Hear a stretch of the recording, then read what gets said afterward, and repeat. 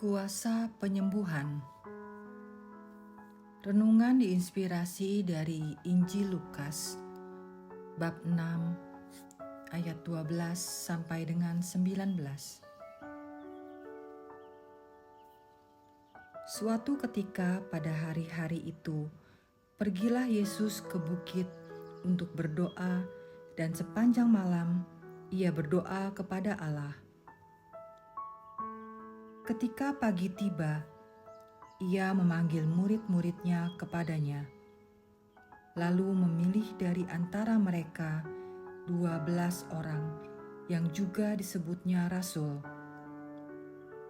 Simon yang juga diberinya nama Petrus, dan Andreas saudara Simon, Yakobus dan Yohanes, Filipus, Bartolomeus, Matius, Thomas, Yakobus, anak Alfeus, Simon yang dijuluki Selot, Yudas anak Yakobus, dan Yudas Iskariot yang menjadi pengkhianat.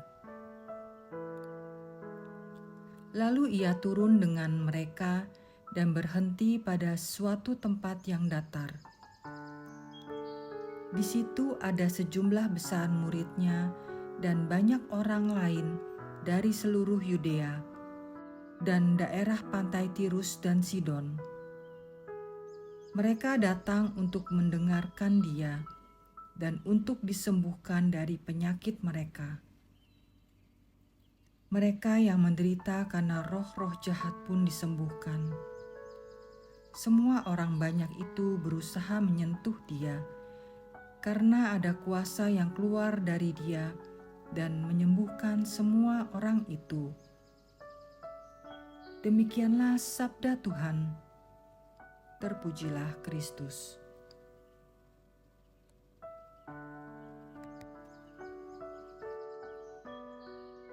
Bacaan hari ini mengajak kita untuk selalu berdoa dan menjalani hidup dengan saling memperhatikan.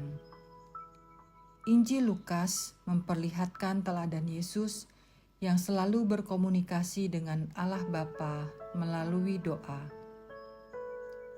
Lukas juga menekankan bahwa kuasa Yesus begitu besar sehingga dengan menyentuhnya saja segala sakit penyakit akan sembuh, bahkan roh jahat sekalipun musnah. Yesus pergi ke bukit untuk berdoa semalaman. Tuhan membutuhkan persekutuan dengan Bapa. Kita pun diajarkan bagaimana seharusnya bergantung total kepada Allah. Doa adalah salah satu caranya. Murid-murid Yesus tidak boleh tinggal hanya dalam komunitasnya sendiri. Mereka harus berelasi dengan orang lain. Para murid harus memiliki belas kasihan terhadap orang-orang yang membutuhkan Yesus dan kemudian mengantarkan mereka kepadanya. Saya jadi ingat seorang teman di Jogja yang setiap pagi sebelum beraktivitas dan malam sebelum tidur selalu merenungkan firman Tuhan dan berdoa.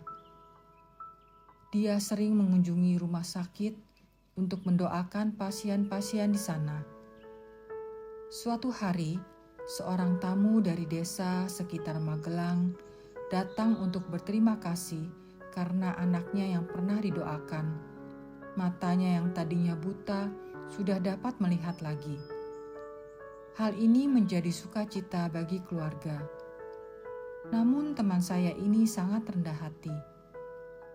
Dia mengatakan kepada ibu itu bahwa yang menyembuhkan bukanlah dia, tetapi Tuhan Yesus yang menyembuhkan dan iman dari kedua orang tua anak ini.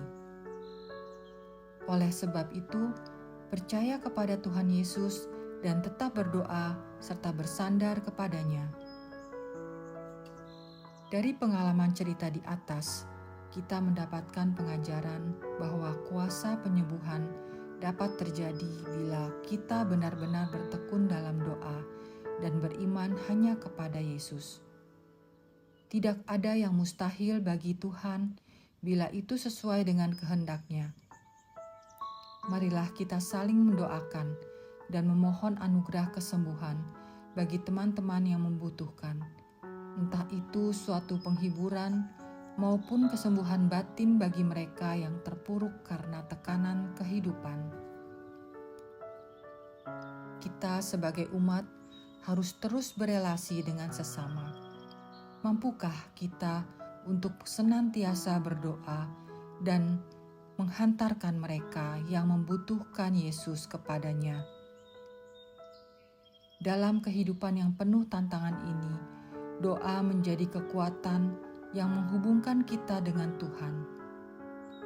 Mari kita terus berdoa, beriman, dan saling mendukung, sehingga kita dapat merasakan kehadiran Tuhan dalam setiap langkah hidup kita. Dengan demikian, kita tidak hanya memperkuat iman kita sendiri, tetapi juga menjadi berkat bagi orang lain. Allah Bapa di dalam surga, terima kasih anugerah-Mu di dalam hidup kami, yang selalu mengingatkan untuk selalu memperhatikan sesama yang membutuhkan jamahan tangan kasih-Mu, atas kuasa kesembuhan melalui sabda-Mu, dan bertekun dalam doa. Roh Kudus, bimbinglah agar kami selalu setia dan taat kepadamu, demi Kristus Tuhan pengantara kami, bersama dengan Roh Kudus, beserta Allah Bapa, kini dan sepanjang masa. Amin.